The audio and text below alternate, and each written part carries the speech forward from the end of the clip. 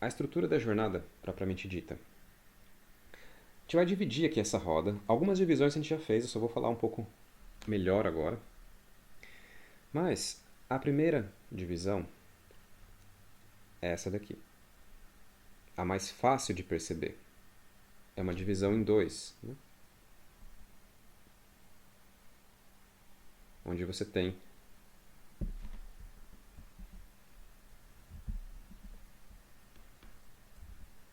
o hemisfério ocidental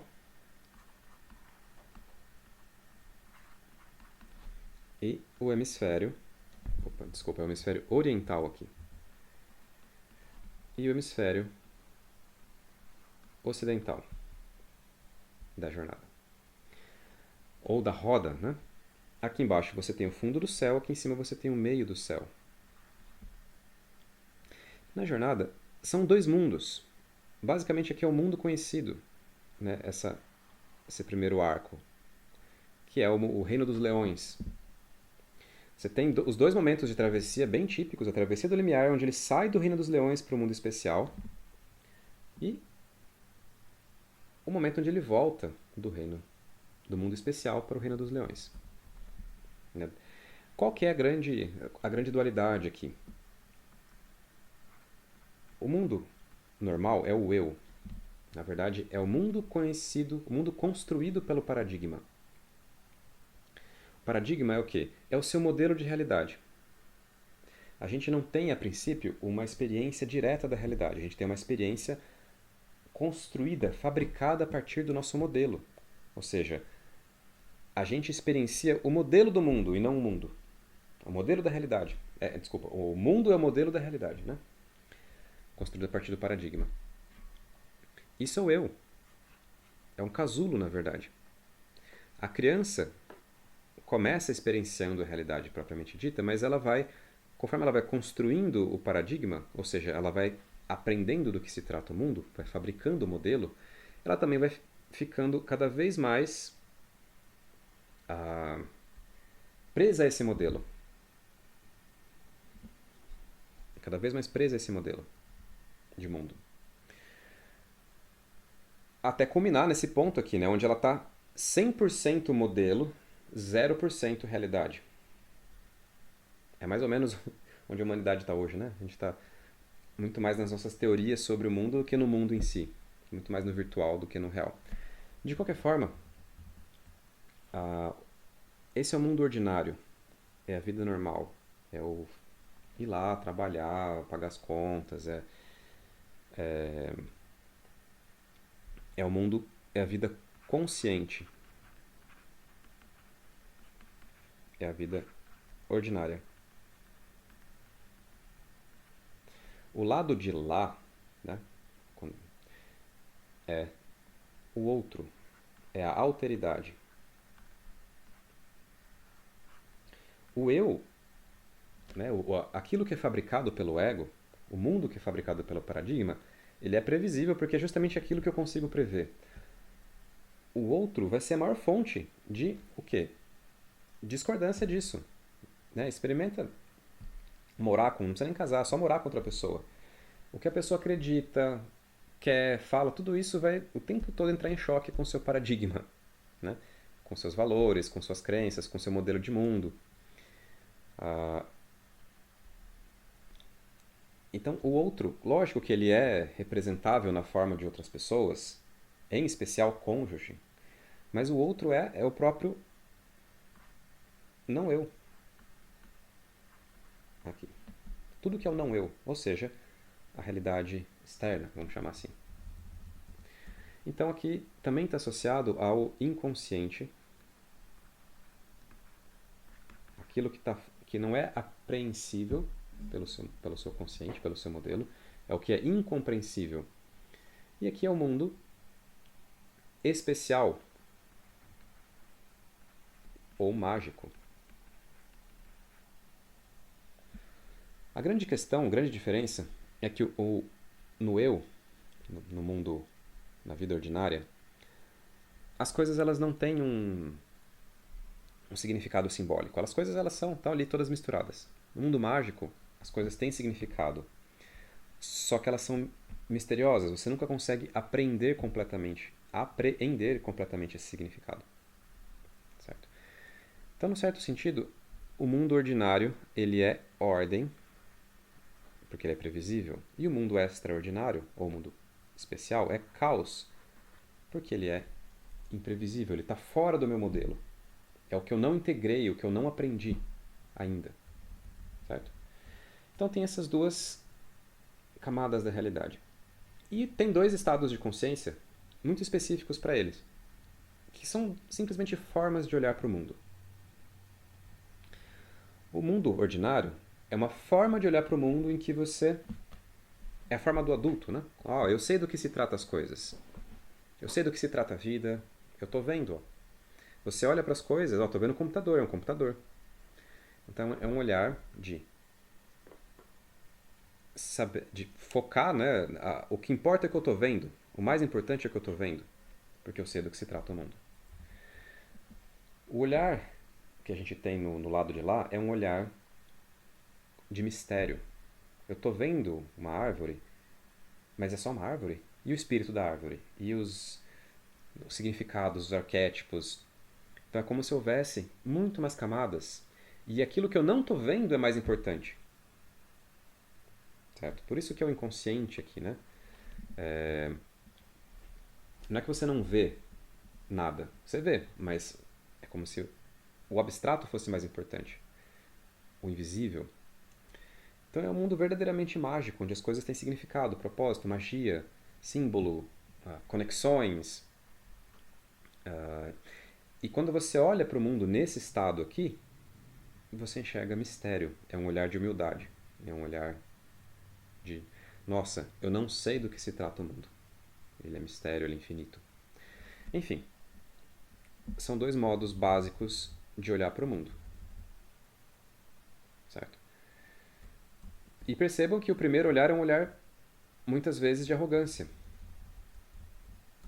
Com essa ilusão de que o seu modelo dá conta de tudo. Né?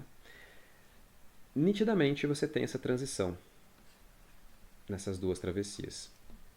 Transição de olhar.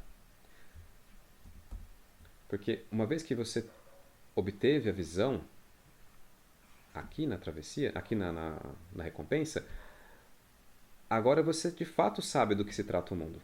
Mas não é uma visão arrogante, dualística, é uma visão integrada, uma visão de sabedoria. Certo? Então você retorna com a sabedoria. Essa é a primeira divisão da jornada, certo? Mundo especial, mundo ordinário, mundo especial. Ou eu versus outro. Tá? Seriam os dois hemisférios. A próxima divisão é através dessa linha horizontal aqui. Entre o ascendente e o descendente. Do lado de cima, a gente tem o equivalente ao céu, que é ver, enxergar longe. Aqui embaixo a gente tem o equivalente à terra, que é o quê? É a escuridão. Por isso, a associação com a lua, com a noite. Aqui em cima, a associação com o sol, com o dia. Certo? Só que é na terra, é no subterrâneo, que imagina que você está em pé aqui, né? Então o céu está acima de você e o subterrâneo está abaixo de você. A primeira metade da história, ela é no subterrâneo. Ela é num lugar de não enxergar. A grande característica da escuridão do subterrâneo é não enxergar. Certo? Enquanto que a grande característica, ou seja, não enxergar é ilusão. A ilusão da matéria, a ilusão da solidez, na verdade, a ilusão da solidez da matéria. Enquanto que o céu é gnosis, conhecimento. Contrário de ilusão. Não o conhecimento dos livros, tá? Mas o conhecimento da natureza da realidade. E você tem essa divisão também marcada, onde a primeira metade da história é o herói, primeiro afundando na ilusão, afundando na ilusão até colapsar no trauma. O trauma marca o auge da ilusão. E depois, ele vagarosamente começa a se reerguer da ilusão. A partir das etapas, até ele estar num nível suficiente em que clica o conhecimento. Esse clique, opa, você está pronto para a gnoses, é a porta da lua. É a aceitação do feminino e tal, aquela história que a gente falou. E aí, o herói ele começa uma jornada de ascensão na visão, onde ele vai aprendendo cada vez mais, né, culminando na visão mística, na experiência mística dele ver o pai.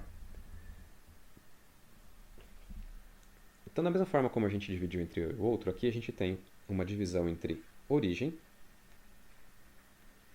ponto de partida, e destino. E olha só que ironia, né? Porque é como se a gente fosse colocado, né, se originasse, crescesse, mais especificamente, no local diametralmente oposto ao nosso destino. Só de sacanagem. Né? Não era vizinho. Ah, não. Se meu destino é ir para o Japão, eu nasci no Brasil. Se meu destino é ir para o Brasil, eu nasço no Japão. Né? Lógico, uma forma boba de colocar as coisas, mas é. Você sempre é criado, né? Não exatamente nascer, você nasce no ascendente, mas você é criado aqui, ó. Como se você fosse criado, na casa 4, no local diametralmente oposto ao seu destino. Então faz parte da jornada do herói você ter esse rompimento com a zona de conforto. A zona de conforto é o oposto de onde você deve estar, na verdade. Então essa é a segunda grande divisão da jornada, né? Essas divisões binárias. Esse aqui é o hemisfério diurno. Esse aqui é o hemisfério noturno. Por isso os simbolismos também. Né? A questão é que o hemisfério noturno ele é necessário para que ocorra uma nutrição. Né? A função da Terra é sustentar, nutrir, fornecer um alicerce sólido para que você consiga se esticar até o céu. Bom, temos essas duas divisões que elas podem ser sobrepostas. Eu já falei um pouco disso em alguma aula para trás, né? E agora eu consigo cruzar essas duas divisões binárias, né? E eu vou ter os 4 ângulos, os 4 eixos da roda astrológica, da jornada. E isso vai dividir a etapa em 4 atos. O ato 1, que a gente pode chamar de agnosia, ou seja, ignorância. O herói afunda na ilusão. Ele ainda está teimoso. Né? Ele vai afundando na ilusão. Lógico, ele não tem outra opção. O ato 2. O trauma da travessia do limiar dá um soco de humildade, né, na pessoa. Então ele começa a se abrir para o desconhecido. E vem a etapa então da pistis. Pistis quer dizer fé em grego. Agnosia quer dizer ignorância. Não é ignorância ordinária, tá? É uma ignorância metafísica. Uma ignorância perceptiva sobre a realidade. Então, com a fé, com a humildade da fé, você começa a se abrir e vagarosamente o processo terapêutico começa a acontecer, né? Você começa a lidar com os demônios, com seus instintos, e você começa a aprender a se concentrar, e a sua mente vai galgando vagarosamente o caminho de subida, certo?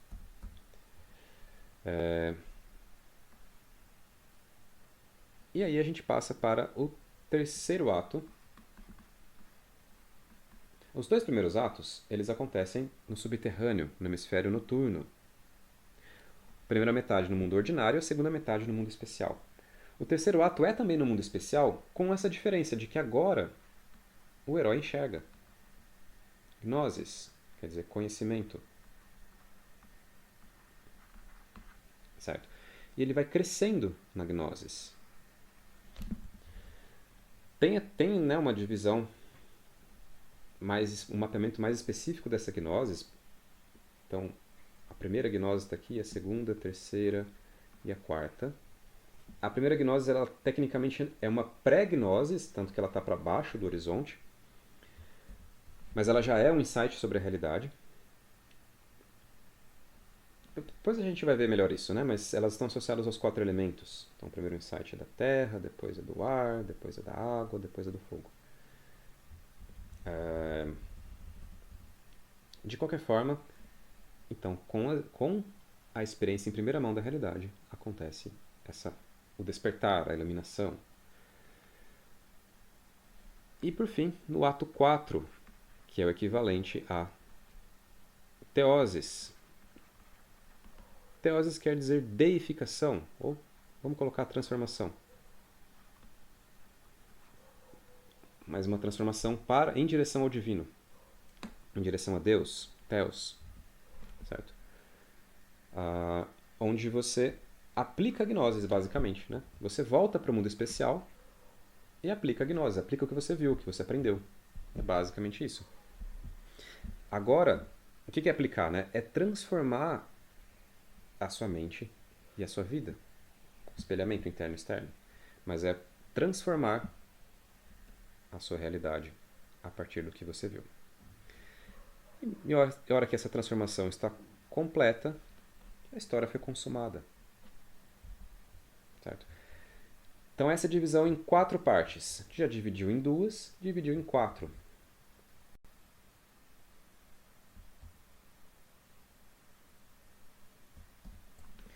Tem mais...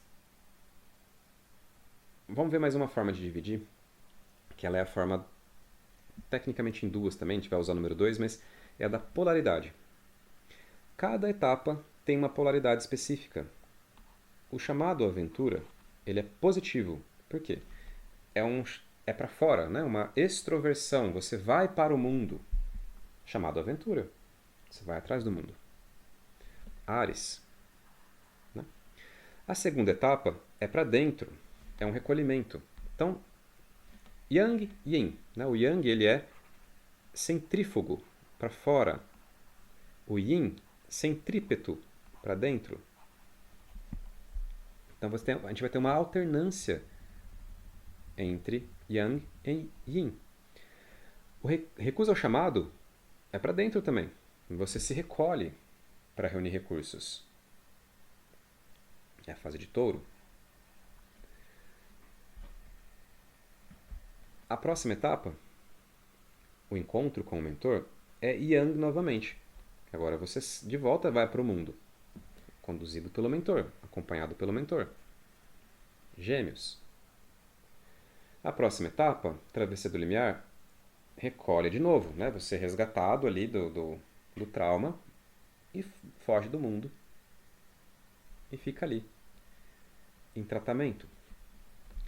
Câncer. A próxima etapa, Yang novamente, testes, desafios e aliados. Testes, aliados e inimigos, né? Você novamente vai para o mundo, enfrentar, se expor. A ideia é essa. É uma exposição ou é um recolhimento?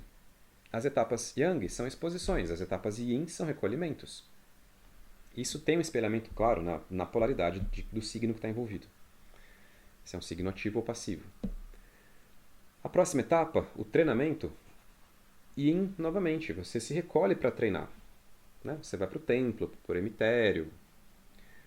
Próxima etapa, Yang novamente, aproximação da caverna. Você se expõe ao outro, se expõe ao mundo. Próxima etapa, Ordália, Yin, você desce na caverna.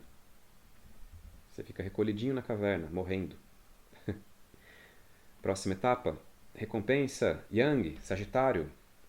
Você sobe no topo da montanha sagrada, no céu, tem a visão mística. Próxima etapa, Capricórnio, Yin. Você se recolhe para planejar, para estruturar, para solidificar. Próxima etapa, Aquário, né, a ressurreição. Você vai lá destronar o tirano. E a última etapa, a restauração. Você se recolhe para restaurar o reino.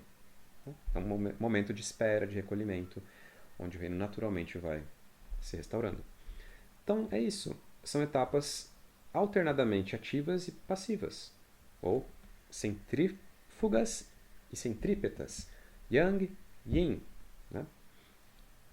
E fica fácil ver se a gente olhar para os elementos dos signos envolvidos. Se é um elemento masculino, é uma etapa Yang. Se é um elemento feminino, é uma etapa Yin. Então Áries é fogo, Touro é terra, Gêmeos é ar, Câncer é água, Leão é fogo, Virgem é terra, Libra é ar, Escorpião é água, Sagitário é fogo, Capricórnio é terra, Aquário é ar e Peixes é água novamente. A gente tem um padrão aqui, né? Ó, fogo, fogo, fogo. Isso vai ser importante na próxima etapa aqui. Bom, podia ter usado o vermelho para o fogo. Vamos fazer isso. Fogo, fogo, fogo. Formando um triângulo aqui.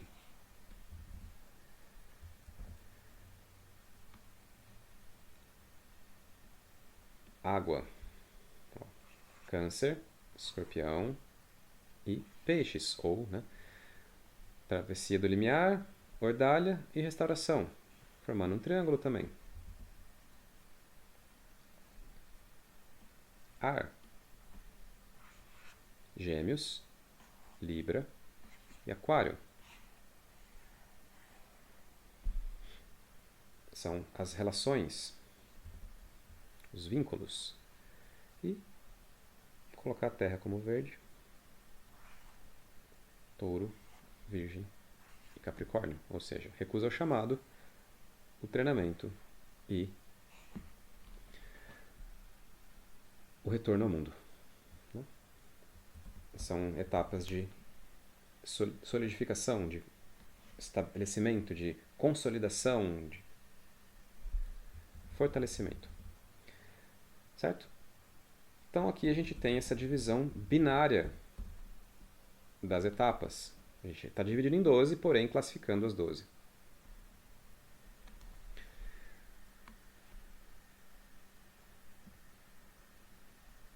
Tem mais uma divisão importante, que é a chamada trilogia do herói. Tá, por que trilogia do herói? Porque na verdade são 3 heróis. Ó. O primeiro herói, a primeira faceta do herói, começa no começo da história, que é o guerreiro. Certo? Então ele é Marte, começa aqui em Áries. E o guerreiro, a grande característica dele é que ele está pensando em sobrevivência mais imediata ali. Né? Ele tem uma visão muito autocentrada. Mesmo que ele não esteja numa atitude egoísta, ela é autocentrada. A visão é sobre ele próprio. Né? E essa perspectiva perdura pelos próximos quatro etapas. Certo? Então, por isso que essa é o primeiro herói, na verdade. Então, vem daqui a motivação para a ideia da trilogia. Porque é como se cada filme de uma trilogia, ou cada livro de uma trilogia, fosse sobre um desses heróis. Ou uma dessas facetas do herói. Porque, de fato, no final desse primeiro arco aqui, acontece a morte do herói. Uma vez que Câncer é o ponto de queda de Marte. É um signo de queda de Marte. Então o herói morre. O guerreiro morre em Câncer. O guerreiro nesse sentido, né? Dessa energia jovem, impetuosa, que está agindo primariamente por impulso. Essa é a questão do guerreiro. Pelo impulso, pelo instinto. É um animal, é uma fera. Depois a gente vai ver que o leão começa justamente com a fera domada. Né? Então, basicamente, o guerreiro é a besta, vamos chamar assim. Besta no sentido de animal, de fera. Tá? Ele é o primeiro arco da história. Em Câncer, ou na travessia, o herói morre, o guerreiro morre. Por quê? Aqui nessa fase, do resgate, né, da travessia, em que ele é acolhido, cuidado, você precisa de um guerreiro no seu ninho, na sua zona de conforto? Não. Ele é contraproducente ali.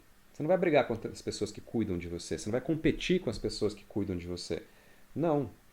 É um momento de humildade, de se entregar, de se deixar cuidar. Ou seja, o guerreiro não apenas. A energia do guerreiro não apenas não ajuda, como ela é absolutamente tóxica nessa fase. Certo? Então esse é o primeiro arco. E aqui você tem a morte do guerreiro.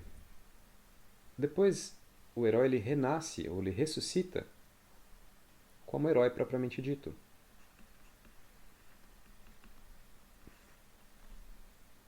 Né? Que já está uma regência solar, enquanto aqui é uma regência marcial. Qual que é a diferença do herói para o guerreiro? A perspectiva do herói não é mais. A história não é mais sobre ele. A história é sobre o grupo. Tanto que o herói é o herói porque ele se dispõe ao sacrifício. Certo? Que vai culminar no final da Ardália. Então, o herói nasce em Leão, com essa disposição ao sacrifício. Né? Lembra quando Frodo aceita. Ah, eu não falei, ainda não foi essa aula. Mas quando Frodo aceita levar o anel para Mordor, né? Ele está se dispondo a entrar em Mordor, na escuridão. Então já está pensando na morte, ele já está se dispondo à morte, ao sacrifício. Da mesma forma, quando o Simba encontra a Nala aqui, já era. Já se vinculou de volta ao reino. Vai ter que voltar, vai ter que lidar com Scar, vai ter que lidar com tudo aquilo. Certo? Não é mais uma perspectiva pessoal, é uma perspectiva coletiva, da tribo, do grupo. Né?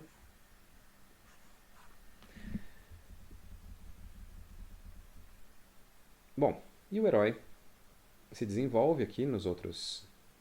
No segundo filme da trilogia, né? Na segunda história. E na Ardália ele morre. Certo? Ele tem lá, né, que é a morte característica, que tem a ver com o dragão e o herói se matarem. E ele renasce novamente agora como quem? Como um mestre, ou um sábio. Mestre no sentido de aquele que domina. Domina um conhecimento, né? Domina. Tanto que a palavra mestre significa professor, magister. Certo? E o terceiro arco, então, mostra o protagonista agora como um mestre, como um detentor do conhecimento, que volta para o mundo e aplica esse conhecimento. Né? Seria o retorno triunfal, o retorno do rei, lá no Senhor dos Anéis. E aí o próprio mestre morre no final também, aqui. Então os signos de água, ou as etapas de água, vamos marcar aqui, são todas etapas de morte. Ó. A restauração dissolve o mestre porque ele não é mais necessário depois disso. O reino já foi restaurado. A Ordália mata o herói porque o herói não é mais necessário depois disso. Né? E a travessia do limiar mata o guerreiro, porque o guerreiro não é mais necessário depois disso.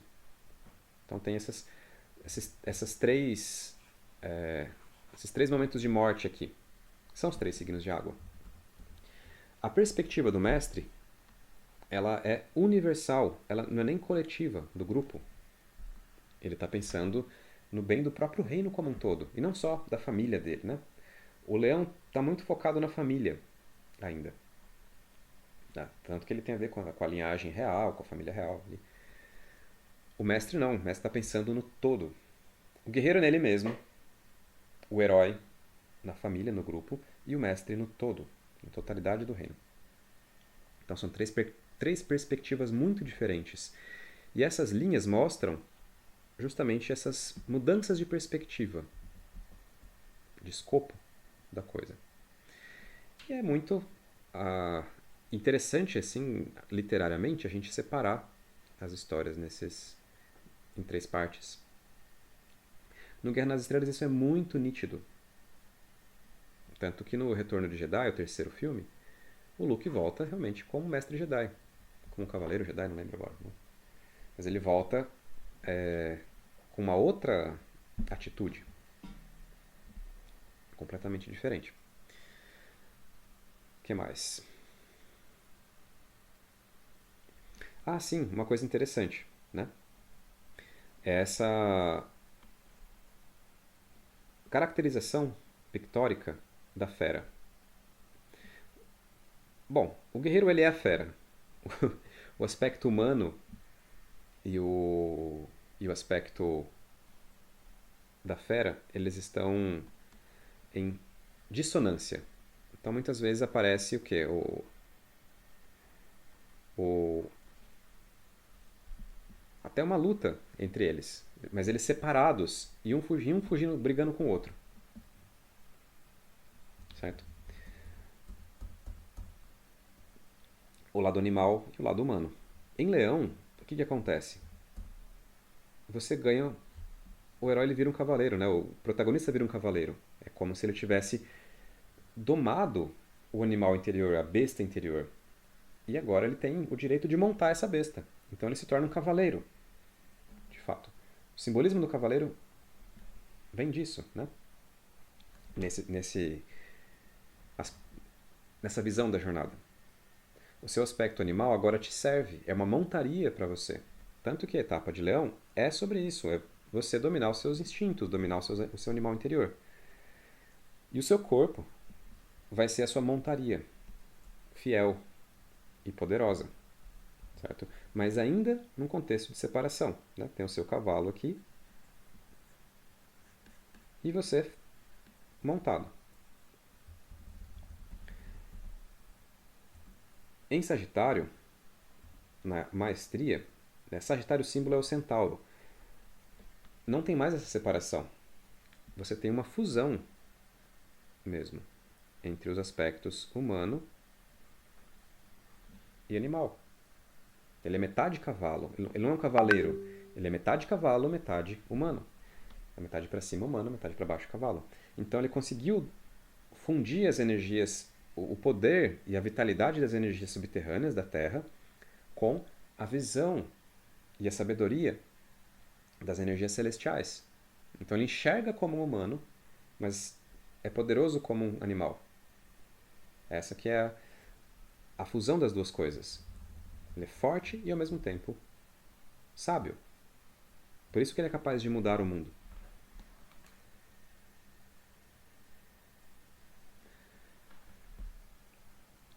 Certo? Então essa é a divisão em 3 partes da jornada. O guerreiro, o herói e o mestre.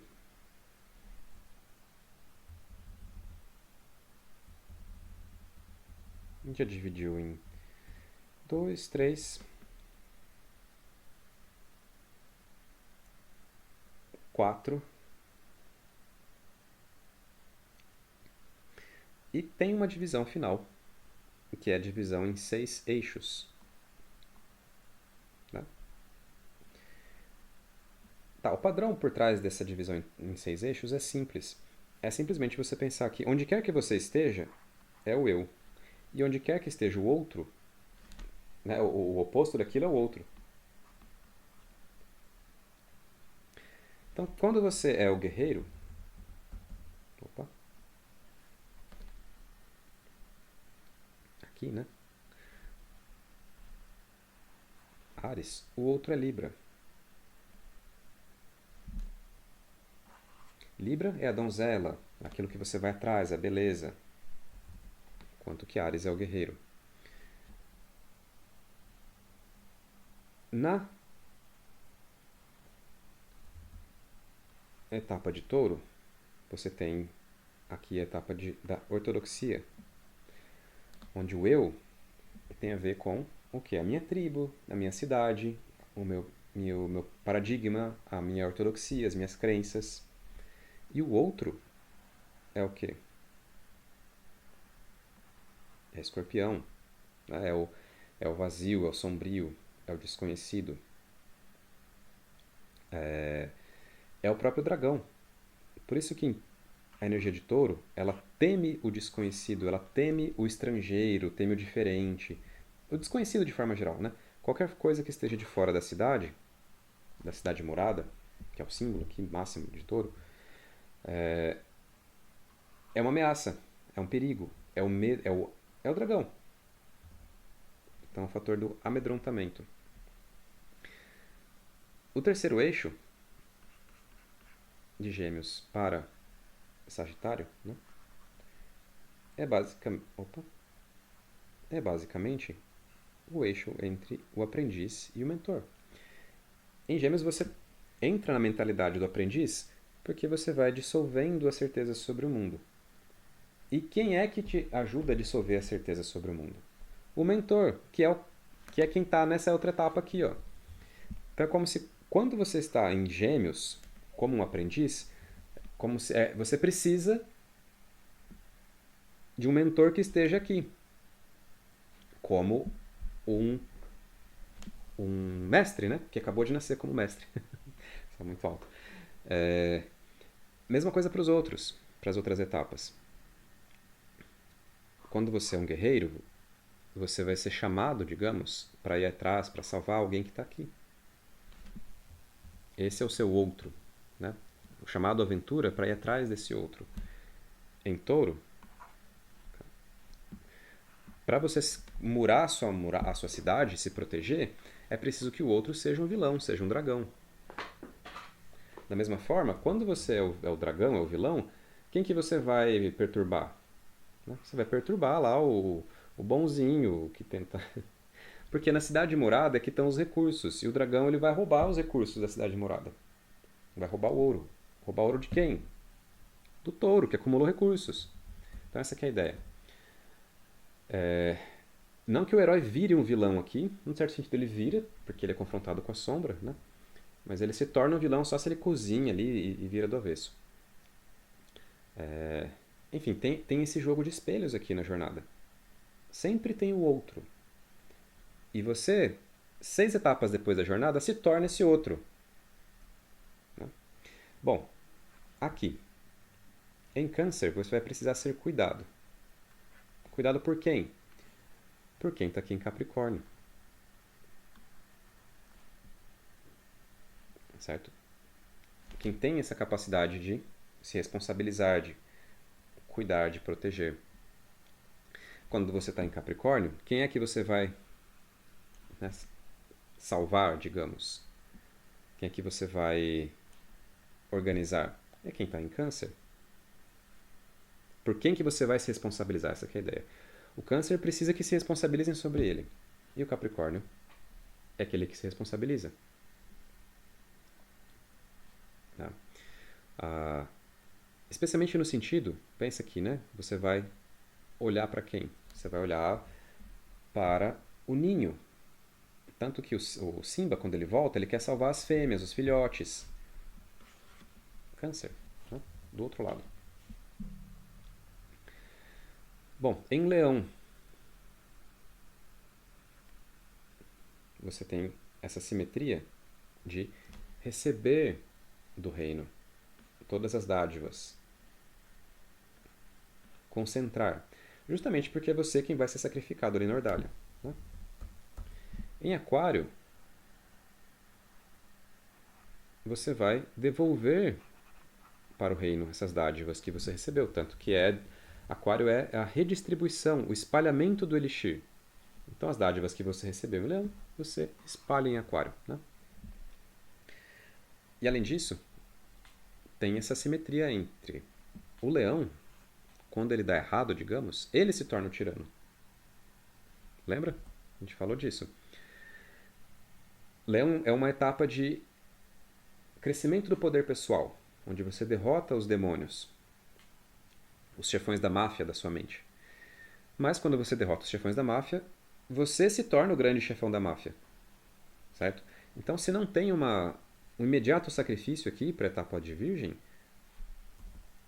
você se torna o chefão da máfia, né? Você se torna o tirano aqui também. Enfim, tem mais uma vez essa simetria. Quem que é o outro, quem que é o eu. E em virgem, novamente tem uma espécie de encontro com o mentor, mas dessa vez como aquele que vai te treinar. Em Gêmeos, o papel do mentor é simplesmente eliminar suas certezas. Certo? Ninguém melhor para isso do que o Sagitário, que enxerga para além da dualidade. Em Virgem, o mentor retorna, só que agora para te treinar.